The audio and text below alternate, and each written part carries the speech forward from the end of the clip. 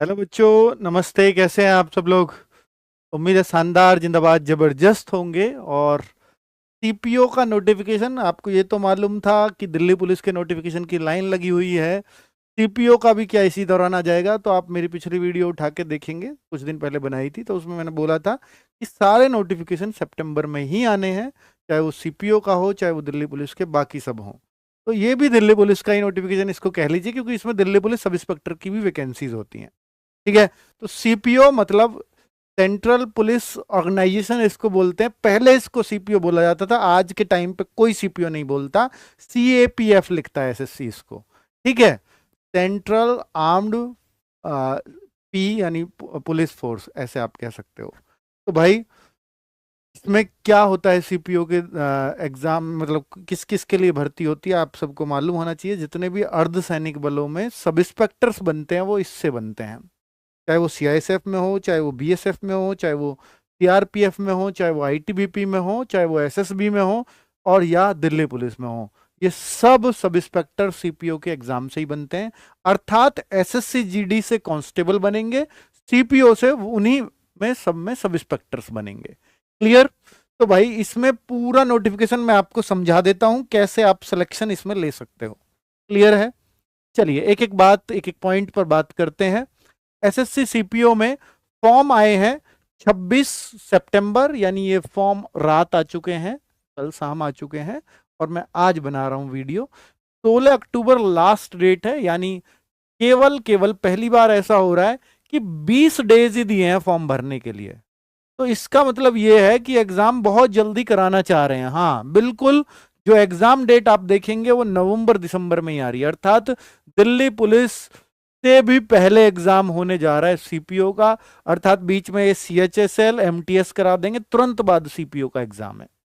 तो ये फॉर्म निकालने में तो ये ले गए पीछे, लेकिन एग्जाम कराने में ये नंबर 1 ही रहने वाले हैं दिल्ली पुलिस के सामने। तो 24 अक्टूबर से 26 अक्टूबर की जो डेट दी गई है, ये वो है। अगर आपको फॉर्म में कोई करेक्शन करना है तो वो इस दौरान कर सकते हो। भगवान ना करे किसी के फॉर्म में कोई गलती हो, वरना टेंशन ही होती है। तो कुछ अच्छे से, मतलब सब कुछ अच्छे से देख करके ही फॉर्म फिल करें तो बेहतर है, वरना अंत में फिर ये दिक्कतें आएंगी आपके सामने। ठीक है। इस बार जब हम प्री मेडिकल करा रहे थे एसएससी सीपीओ के बच्चों के, बहुत भारी संख्या में बच्चे आए, तो वहां पर सबसे ज्यादा कंसर्न बच्चों का डॉक्यूमेंट्स को लेकर के और अपने फॉर्म में हुई गलतियों को लेकर के था। क्योंकि डॉक्यूमेंट्स पहली बार चेक होंगे, फॉर्म की गलतियां पहली बार चेक होंगी, तो फिर सिलेक्शन तक आप पहुंच जाते हैं। कोई बच्चा मेडिकल तक पहुंच गया तो मतलब सिलेक्शन तक ही पहुंच गया, एक एक कट ऑफ दूर है बस। तो वो बच्चा वहां जाकर के सिर्फ इस बात के लिए चिंतित है कि फॉर्म काश सही भर देता। तो इसलिए भाई, फॉर्म सही भरना। ठीक है। वरना तो आप सिलेक्शन ले जाओगे, लेकिन चिंता रहेगी निकाल तो नहीं देंगे। तो भाई, सब इंस्पेक्टर इन सीएपीएफ बोलते हैं इनको। जीडी ये लिख दिया है, तो जीडी का मतलब कांस्टेबल। आप ऐसे से जीडी मत समझ लेना, ये जीडी मतलब जनरल ड्यूटी होती है।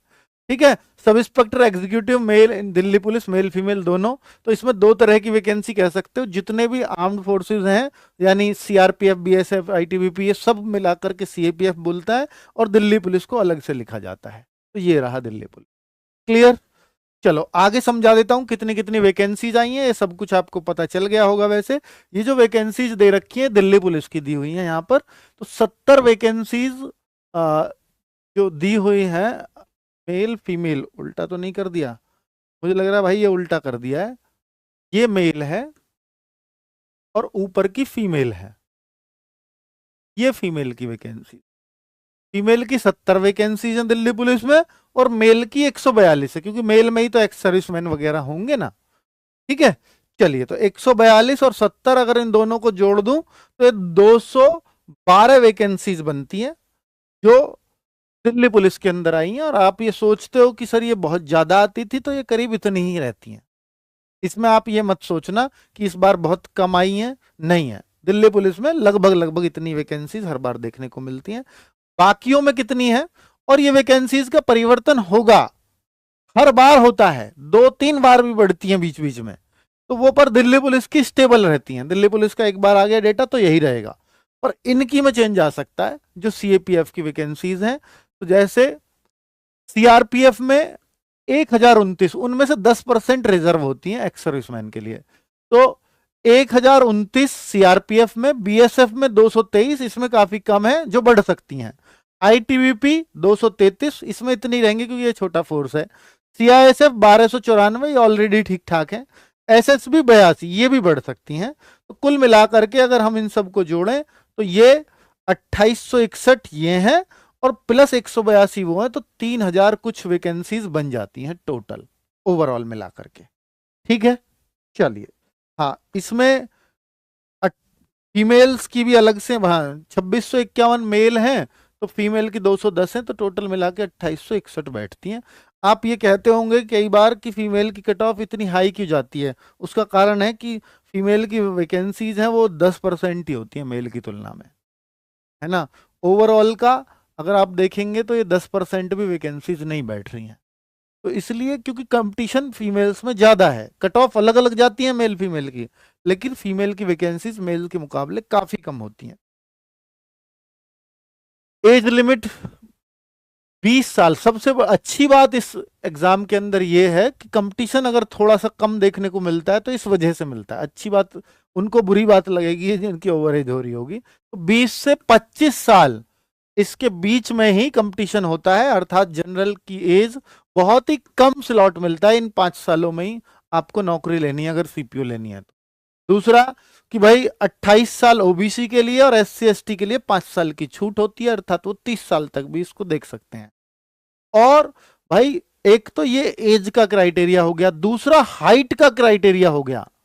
हाइट नहीं मिलती बहुत सारे बच्चों की, 170 सेंटीमीटर हाइट चाहिए। तीसरा क्राइटेरिया फिजिकल का हो गया। तो इन सबको देखते हुए जो कंपटीशन होता है सीपीओ में सीजीएल और सीएचएसएल के मुकाबले या एमटीएस के मुकाबले काफी कम होता है। इसलिए लोग इसको चुन लेते हैं कि नौकरी भी अच्छी है, फोर्स की नौकरी है। और भाई मैं तो उनको कहता हूं जो एसएससी जीडी वाले बच्चे हैं, स्पेशली वो लोग भी बहुत तैयारी कर रहे होते हैं इसकी, तो उन लोगों के लिए भी कहूंगा कि उनके लिए भी सबसे सुटेबल जॉब यही है, क्योंकि वर्दी भी है और आप अपने डिपार्टमेंट में 3-4 रैंक अप हो रहे हो सीधा। कांस्टेबल से हेड कांस्टेबल बनोगे, फिर एएसआई बनोगे, फिर एसआई बनोगे, तो बुढ़ापा आ जाएगा। तो आप डायरेक्टली ये बन सकते हो अगर कुछ दिन की और मेहनत कर ली जाए तो। ठीक है, तो ये फॉर्म की अगर मैं बात करूं तो इसमें आपके फॉर्म जो होते हैं वो 6-7 लाख फॉर्म के अप्रोक्स आते हैं। फॉर्म्स की जो संख्या है वो अप्रोक्स इतना आता है। ठीक है, फॉर्म्स भी आपको एक आइडिया हो गया। अब आप देखिए वहीं सीजीएल और सीएचएसएल में फॉर्म देखोगे तो वहां 30 लाख प्लस फॉर्म होते हैं। यहां आप देख रहे हैं 6-7 लाख फॉर्म, क्योंकि लोगों को यह दिखता है 170 सेंटीमीटर हाइट भाई। दूसरा फिजिकल भी करना पड़ेगा। तीसरा 20 से 25 साल, ये एज की विंडो भी छोटी है।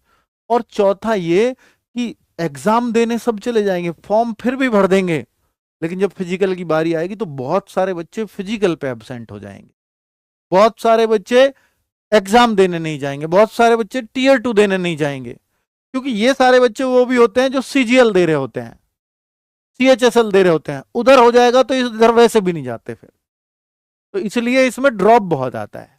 6-7 लाख फॉर्म्स की संख्या ये देखने में, जब बच्चे बैठते हैं तो बहुत जगह बहुत सारी स्टेजेस पे एब्सेंट बहुत होते हैं।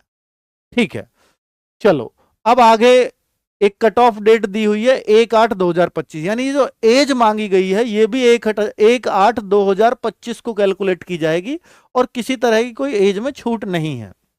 ठीक है, एज 1/8/2025। वैसे तो कट ऑफ डेट जो फॉर्म की लास्ट डेट है वो बनानी चाहिए, पर ऐसा नहीं बनाया। ये पहले से फिक्स करते हैं कि 1 अगस्त को ही मांगेंगे तो 1 अगस्त को ही मांग लेते हैं हर बार। ठीक है, अब मैं एससी एसटी के लिए एज की छूट मैंने आपको बताई दी है। ओबीसी के लिए 3 साल की होती है, एक्स सर्विसमैन के लिए जब से वो आए हैं घर रिटायर होकर तो 3 साल उस तक देख सकते हैं वो भर्ती। आगे अगर और देखें तो और क्या एक क्राइटेरिया है जो बहुत अच्छे से समझाया है कि भाई देखिए एससी एसटी ओबीसी अगर आप क्लेम करते हैं, ईडब्ल्यूएस क्लेम करते हैं, एक्स सर्विसमैन क्लेम करते हैं, तो फिर आपको इनके सर्टिफिकेट दिखाने होंगे ओरिजिनल, और ये सर्टिफिकेट आपके सेंट्रल के होने चाहिए। स्पेशली ओबीसी तो जरूर सेंट्रल का होना चाहिए, बाकी चल भी जाते हैं स्टेट के। तो ओबीसी में जरूर कंडीशन है कि सेंट्रल लिस्ट, सेंट्रल वाला ओबीसी होना चाहिए। हालांकि ईडब्ल्यूएस में भी ये कई बार कंडीशन लगा देते हैं, पर एससी एसटी में ये ज्यादा प्रॉब्लम नहीं करते हैं। तो ये कह रहे हैं कि अगर ये सर्टिफिकेट नहीं मिले तो हम आपको यूआर में यूआर कैटेगरी में ले लेंगे, कंसीडर करेंगे। फिर मतलब ऐसा नहीं है कि आपको बाहर कर दिया जाएगा। अगर आप इसका सर्टिफिकेट वैलिड नहीं दिखा पाए तो फिर आपको यूआर में ले लिया जाएगा। पर यूआर के लिए जरूरी है कि आपकी एज भी 20 से 25 साल आ रही हो। अगर आपकी एज 26 साल होगी, 27 साल होगी, आपने ओबीसी से फॉर्म भर दिया, ओबीसी का सर्टिफिकेट दिखा नहीं पाए डॉक्यूमेंट वेरिफिकेशन पे, तो फिर आपको जनरल में भी काउंट नहीं कर सकते, क्योंकि आप जनरल की एज में नहीं है। फिर आपको घर ही आना पड़ेगा, कैंडिडेचर कैंसिल। क्लियर? चलो आगे अगर बात करते हैं एलिजिबिलिटी क्राइटेरिया, और क्या है तो एलिजिबिलिटी क्राइटेरिया, भाई सीधी सी बात है, केवल एक डिग्री, बैचलर डिग्री होनी चाहिए, पास होने चाहिए हो आप, और कट ऑफ डेट तक आपके पास हो। और कट ऑफ डेट इन्होंने मानी है, जो फॉर्म की लास्ट डेट है 16 अक्टूबर। 16 अक्टूबर तक आपके हाथ में बैचलर डिग्री होनी चाहिए। डिग्री की मतलब मार्कशीट, आपकी ग्रेजुएशन कंप्लीट होनी चाहिए। ऐसा नहीं है डिग्री हाथ में हो, नहीं। 16 अक्टूबर तक आपने अपनी ग्रेजुएशन फाइनल कर ली हो, आपकी मार्कशीट आ चुकी हो। ठीक है, क्लियर है? चलो आगे अगर बताऊं तो एसेंशियल क्वालिफिकेशन, एजुकेशनल क्वालिफिकेशन यो उसने बता दिया, age on closing date of the receipt of the application, जो मैंने आपको बोला 16 अक्टूबर से पहले पहले आपके हाथ में होनी चाहिए आपकी डिग्री या आपकी ग्रेजुएशन। ठीक है। Delhi police, for Delhi police sub inspector एक और बहुत, दिल्ली पुलिस में एक अलग से कंडीशन होती है कि ग्रेजुएशन तो आपकी होनी ही चाहिए, लेकिन साथ में आपको एलएमवी, दिल्ली पुलिस कांस्टेबल में और दिल्ली पुलिस सब इंस्पेक्टर में, दोनों में एलएमवी मांगा जाता है। बस एलएमवी में एक फर्क है दोनों के में, कि वहां पर मोटरसाइकिल और ओआर लिखा होता है, अर्थात या होता है, वो कांस्टेबल में और लिखते हैं ये।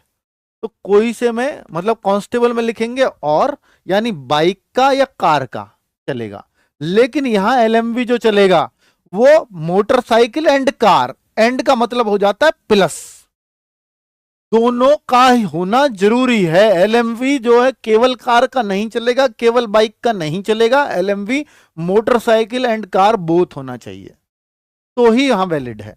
ठीक है, दिल्ली पुलिस आप तभी एलिजिबल हो पाएंगे। अब ये भी केवल मेल कैंडिडेट्स के लिए, फीमेल के लिए कोई कंडीशन नहीं है ड्राइविंग लाइसेंस। क्लियर? और ड्राइविंग लाइसेंस जो इन्होंने मांगा है कि भाई ये आपका जो चेक होगा ये फिजिकल के टाइम पे चेक होगा। ठीक है, तो ये on the date of fixed for physical endurance test. भाई इसमें बोला है कि आपका आज आपके हाथ में नहीं है, तो इसमें कट ऑफ डेट से कोई मतलब नहीं है। आपका एलएमवी लर्नर नहीं चलेगा, लर्निंग कटी हुई है नहीं चलेगी। लर्निंग जब आप जाते हैं ड्राइविंग लाइसेंस बनाने तो 2 दिन में दे देता है आपको, लेकिन एलएमवी चाहिए जब आप फिजिकल देने जाएंगे, उस डेट से चाहे 1 दिन पहले का बनवा दिया हो वो भी चल जाएगा, पर उस दिन आपके हाथ में होना जरूरी है। पहले उसके लिए कट ऑफ डेट मांगते थे, फिर लोग बच्चे कोर्ट गए तो कोर्ट ने या कैट की ये गाइडलाइंस आई कि भाई आपको ड्राइविंग लाइसेंस से मतलब है, जब आपकी फोर्स में बच्चा आ रहा है तो फिर आप उस दिन क्यों नहीं मांग लेते, भाई उस दिन का मांग लो। जी फिर चेक कैसे करेंगे, तो जिस दिन चेक करते उस दिन वो आप उसके हाथ में है, तो आपको क्या समस्या है? तो उन्होंने कहा ठीक है, तो उस दिन तो ये जो ड्राइविंग लाइसेंस है ये कभी भी पहले का नहीं मांगा जाता, जिस दिन भी फिजिकल हो उस दिन आपके हाथ में होना चाहिए। क्लियर हो गया? ठीक है। अब अगर देखें कि भाई इस बार सबसे बड़ा जो चेंज आया है वो किस में आया है, पेपर 1 में अगर आप देख रहे हैं तो एसएससी सीपीओ का एक पैटर्न बदला है इन्होंने। इस बार कट ऑफ इससे काफी डाउन जाएगी। क्या है ऐसा कि बच्चे लोग मैथ रीजनिंग को पूरा कर देते थे और जीएस की तरफ ध्यान भी नहीं देते थे, अब बच्चे को जीएस भी ध्यान से पढ़नी पड़ेगी। इन्होंने क्या किया कि 2 घंटे पेपर के लिए टाइम नहीं बदला, 30 मिनट फॉर ईच पार्ट कर दिया। भाई देखो कितना बड़ा चेंज है। इससे बिल्कुल सीपीओ जगत में सनसनी फैल गई है इससे, कि रीजनिंग 50 क्वेश्चन 50 मार्क्स के, लेकिन 30 मिनट में करने होंगे। है ना कितना कमाल की बात। रीजनिंग 30 मिनट में 50, इसका टाइम इसमें नहीं लगा सकते, उसका टाइम इसमें नहीं लगा सकते। अब आप देखो जीके के लिए यार इनको थोड़ा सोचना चाहिए था, जीके के लिए थोड़ा कम कर लेते टाइम, मैथ के लिए थोड़ा ज्यादा दे देते, नहीं दिया। 30 मिनट जीके के लिए भी दे दिए, और क्वांटिटी एप्टीट्यूड यानी मैथ के लिए भी 30 मिनट। सोचो तो सही, एडवांस भी है, अर्थमेटिक भी है, तो अब आपकी स्पीड और मैटर करेगी यहां। अब आपको मैथ्स आना जरूरी नहीं है, मैथ्स कितना जल्दी आपको आता है वो जरूरी है। तो इसलिए बहुत सारे बच्चे अब ये करेंगे यार जीएस पे थोड़ा फोकस कर लिया जाए। पहले हम इसको 10-15 मिनट में रगड़ देते थे, अब इसके पास हमारे पास 30 मिनट है, थोड़ा सा इस पे मेहनत कर लेंगे तो थोड़ा अच्छा रहेगा। इंग्लिश कॉम्प्रिहेंशन ये भी 30 मिनट। चलो इंग्लिश का करेक्ट है जी। अगर इसका देखें जीएस का, ये तो ज्यादा ही है टाइम। अगर हम देखें रीजनिंग का, ये भी एक बार को सोचा जा सकता है। सबसे ज्यादा जो बच्चे फंसेंगे 30 मिनट में 50 क्वेश्चन मैथ्स के कैसे करेंगे, इस पर थोड़ा सा आपको मतलब गौर करनी पड़ेगी और मैथ्स की प्रैक्टिस ज्यादा रखनी पड़ेगी। ठीक है ना। चलो आगे अगर बात करें कि भाई जो पेपर 2 है, एक तो पेपर 1 हो गया, उसके बाद ये आपका फिजिकल कराते हैं, फिर ये पेपर 2 लेते हैं। तो 200 की इंग्लिश है, 200 ही मार्क्स है, 2 घंटे इसका होगा, और 2 घंटे में ये बिल्कुल वही सेम पैटर्न है जो पहले था। ठीक है। पेपर इन्होंने बोल दिया 0.25 की नेगेटिव मार्किंग होगी दोनों ही पेपर में, और पेपर 1 में जो मैथ है, रीजनिंग है, और जो जीएस है वो हिंदी एंड इंग्लिश दोनों लैंग्वेजेस में आएंगे। बाकी इंग्लिश तो इंग्लिश में ही आएगी भाई, सेकंड पेपर तो पूरा इंग्लिश का है। तो यहाँ इंग्लिश का रोल बड़ा है। आप देख रहे हो 50 नंबर की इंग्लिश पहले पेपर में, और 200 नंबर की इंग्लिश दूसरे पेपर में, और टोटल कितना है 400 का पेपर, 200 पहला और 200 ये। तो 400 में से 250 तो इंग्लिश इंग्लिश है। देखो ना कितना बड़ा रोल है इंग्लिश का। और दूसरी सबसे बड़ी बात कि भाई जो इंग्लिश है वो अगर 60% में आप, और सबसे सबसे कमजोर बच्चे की इंग्लिश रहती है, तो इस पे कोई विशेष फोकस करना पड़ेगा, तभी आप इसको निकाल सकते हो। और इस बार आपको भी मालूम है कि संजीव सर अपने पास है, पिछली बार बच्चों के साथ सीपीओ में कितना शानदार उन्होंने किया है, वो बच्चे बता देंगे। जब बच्चे मेडिकल के लिए आए तब उन्होंने ही संभाले वो।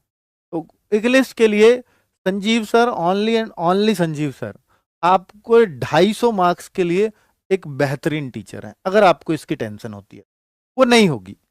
ठीक है।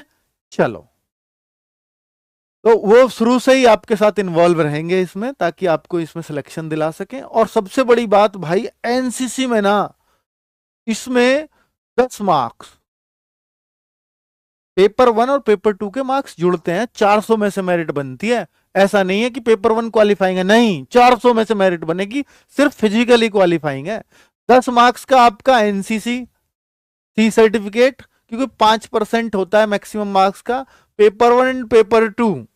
और एनसीसी जो बी सर्टिफिकेट है वो 6 मार्क्स। और ये देखो साथ में लिखा है ईच पेपर के 10 मार्क्स हैं। अब पेपर 1 10 मार्क्स तो ये, क्योंकि 200 का है, 200 का 5%, 10 मार्क्स इसमें बन जाएंगे। पेपर 2 भी 200 का है। तो भाई जिसके पास एनसीसी का सी सर्टिफिकेट है ना, 20 नंबर मिलने वाले हैं उसको। तो सीपीओ में एनसीसी का रोल बहुत बड़ा हो जाता है। बी सर्टिफिकेट वाले को 12 नंबर मिलेंगे, और ए सर्टिफिकेट वाले को 8 नंबर मिलेंगे। ठीक है। तो सीपीओ वाले बड़े बाजी मारते हैं यहाँ पर। सीपीओ में उनका सिलेक्शन बहुत आसानी से मिल जाता हो जाता है। सॉरी, एनसीसी वाले, मैं सीपीओ वाले कह रहा हूँ। तो एनसीसी वाले बाजी मारते हैं, काफी मारते हैं। मेल कैंडिडेट्स की हाइट जो चाहिए वो 170 सेंटीमीटर, 80 से 85 उनकी चेस्ट होनी चाहिए। अगर कोई मेल कैंडिडेट्स गढ़वाल, ये हिमाचल प्रदेश, कुमाऊं, गोरखा, डोगरा ऐसे हिल एरिया से है, मराठा भी आता है उसमें, 165 सेंटीमीटर उनकी हाइट चलती है, 5 सेंटीमीटर की छूट है, चेस्ट उतना ही चलेगा। और जो मेल कैटेगरी के बच्चे एसटी कैटेगरी से, एसटी, तो उनके लिए 162.5 हाइट चल जाती है, 77 से 82 उनका चेस्ट चलेगा। और फीमेल कैंडिडेट्स के लिए एक ही हाइट है, 157 सेंटीमीटर हाइट होनी चाहिए। ठीक है। चलिए, तो हाइट ये तो दिया है इन्होंने, Delhi police physical test, endurance test, हाँ ये दिल्ली पुलिस के लिए दिया। आगे सीएपीएफ तो कुछ फर्क तो है नहीं, हाँ बस फीमेल के लिए कुछ फर्क कर दिया है। जो हिल एरिया की फीमेल्स है उनके लिए 155 सेंटीमीटर हाइट चल जाएगी। बाकी सब के लिए एक जैसी ही हाइट है, जैसी उधर थी दिल्ली पुलिस में, सेम यहां भी चाहिए। आगे और क्लियर कर लेते हैं। वेट, वेट की जो category, weight corresponding to height for all, male female दोनों के लिए वेट जो चाहिए होगा वो हाइट के करस्पॉन्डिंग होना चाहिए, उसमें 5 किलो इधर उधर चल जाता है। तो ये कैसे चेक करें कि मेरे वेट के अकॉर्डिंग मेरी हाइट है या नहीं है? गूगल से चार्ट डाउनलोड कर लेना कि कौन सा स्टैंडर्ड होता है, वो स्टैंडर्ड यहां लगेगा। ठीक है, हाइट के साथ वेट आपका मैच करना चाहिए। बाकी फिजिकल में क्या है, फॉर मेल समझ लो, सबके लिए फिजिकल है, दिल्ली पुलिस हो चाहे सीएपीएफ हो, कोई भी 100 मीटर 16 सेकंड में रनिंग करनी होगी। एक सूट मारना होता है 100 मीटर का 16 सेकंड में, 1600 मीटर 6.5 मिनट में, लॉन्ग जंप 3.65 मीटर 3 चांस में, पहले चांस में कर दिया तो बाकी 2 चांस की जरूरत ही नहीं है।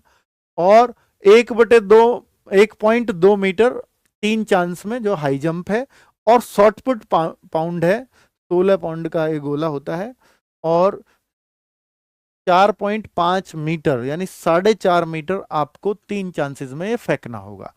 4 चीजें हैं फिजिकल में, मेल के में 5, सॉरी 100 मीटर की रनिंग भी है। अब यहाँ फीमेल का देखें तो यहाँ 4 चीजें हैं, यहाँ शॉर्ट पुट पाउंड नहीं है, यहाँ 100 मीटर की रनिंग 18 सेकंड में फीमेल को करनी है, 800 मीटर की रनिंग 4 मिनट में करनी है, लॉन्ग जंप 2.7 मीटर 3 चांसेस में करना है, और हाई जंप 0.9 मीटर 3 चांसेस में करना है। ठीक है, ये क्लियरली समझ में आ गया। पीईटी पीएसटी नापतोल और ये जो फिजिकल है ये केवल क्वालिफाइंग नेचर का है, इसके कोई भी मार्क्स नहीं जुड़ेंगे।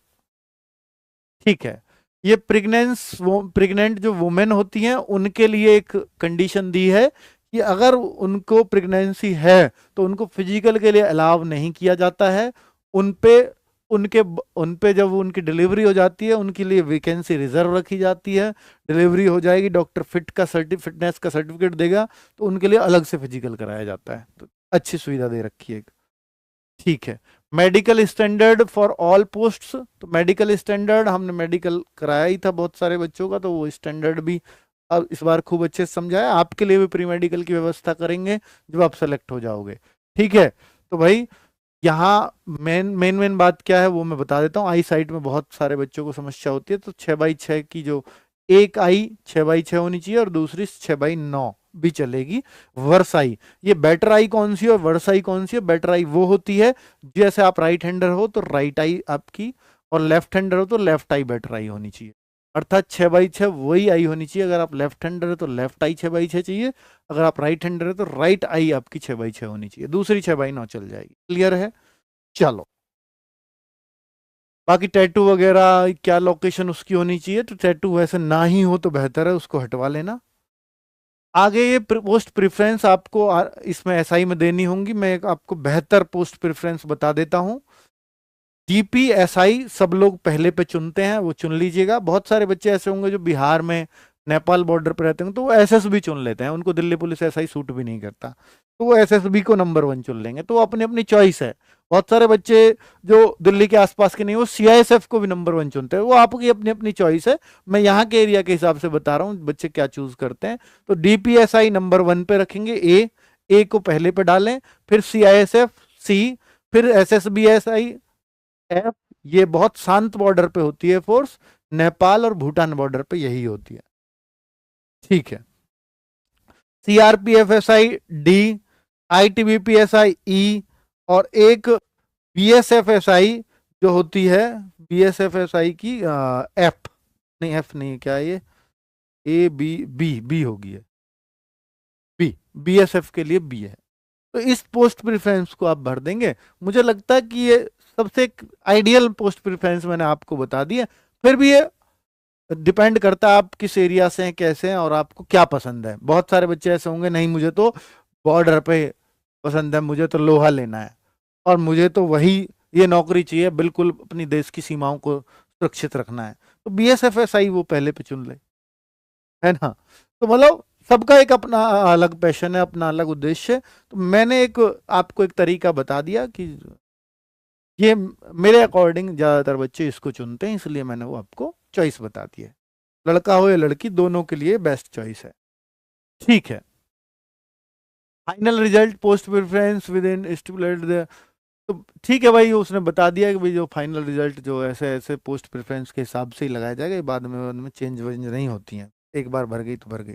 तो थैंक यू ये वीडियो देखने के लिए। आप RWA से उम्मीद करते हैं कि CPO के लिए कोई बैच या कुछ क्लासेस चलेंगी, तो बिल्कुल मैं इसमें आपके लिए इन्फॉर्म कर दूंगा कि क्या क्या क्लासेस कैसे कैसे चलानी है हमें। बैच तो नहीं आ पाएगा क्योंकि नवंबर दिसंबर में अगर कोर्स करवाना है तो बैच का फिर मतलब नहीं बनता। बाकी और संजीव सर के साथ डिस्कशन करके वो चीज़ें